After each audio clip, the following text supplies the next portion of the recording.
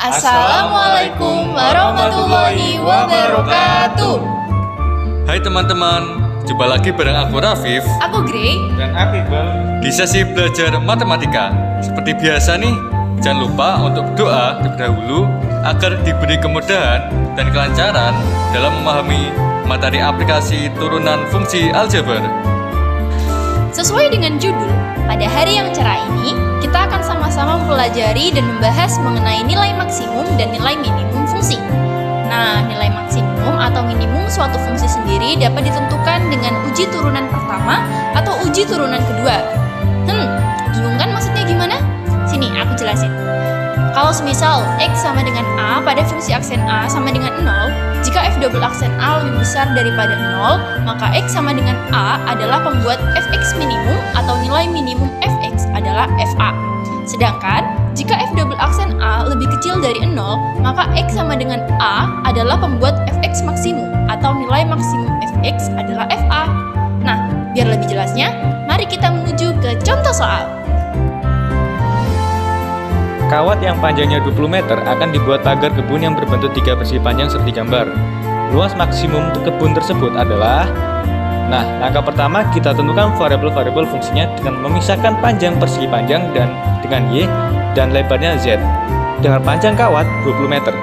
Sehingga diperoleh 20 sama dengan 5X plus 5Y dan bisa kita sederhanakan menjadi 4 sama dengan X plus Y dan dapat kita temukan jika Y sama dengan 4 min X. Selanjutnya, langkah kedua yaitu dengan menentukan hubungan antar variabel dengan memisahkan luas kebun dengan L sehingga diperoleh L sama dengan 3XY. Dan kita substitusikan Y-nya dengan persamaan yang tadi kita temukan sehingga menghasilkan L sama dengan 12X min 3X kuadrat. Selanjutnya, langkah ketiga yaitu dengan mengoperasikan persamaan yang kita dapat tadi sesuai dengan langkah-langkah menentukan nilai pembuat Fx maksimum seperti pada slide sebelumnya. Sehingga setelah kita operasikan seperti pada gambar, kita peroleh nilai maksimumnya adalah L sama dengan 12 meter. Sebuah peluru ditembakkan vertikal ke atas dengan kecepatan VO meter per second. Tinggi peluru setelah T detik dinyatakan dengan fungsi HT sama dengan 5 plus 20T minus 5 per 4T kuadrat. Tinggi maksimum yang dapat dicapai peluru tersebut adalah... Nah, kalau ada soal kayak gini, karena kita udah tahu fungsinya, kita langsung bisa mengoperasikan fungsi tersebut sesuai langkah pembuat Fx maksimum. Sehingga nantinya kita bisa tentukan nilai T, yakni 8. Karena kita udah nemuin nilai T, kita langsung aja masukin nilai T ke dalam fungsi HT. Yang nantinya kita bakal temuin nih tinggi maksimumnya, yakni 85 meter. Gampang kan? Next, kita masuk ke soal ketiga. Sebuah roket bergerak dari keadaan diam dengan kecepatan roket setelah berjalan T menit memenuhi rumus Vt sama dengan min setengah dalam kurung T kuadrat min 8T km per menit. Roket itu berada pada kecepatan lebih dari 7,5 km per menit pada saat T sama dengan titik-titik. Nah, pertama kita substitusikan dulu Vt dengan 7,5 dan dengan sedikit operasi aljabar dan kita tentukan pembuat nolnya yaitu T sama dengan 3 atau T sama dengan 5 sehingga kita peroleh roket melebihi kecepatan 7,5 km per menit pada saat T lebih dari 3 menit atau kurang dari 5 menit. Mudah bukan? Akhirnya kita sampai di contoh soal keempat sekaligus yang terakhir.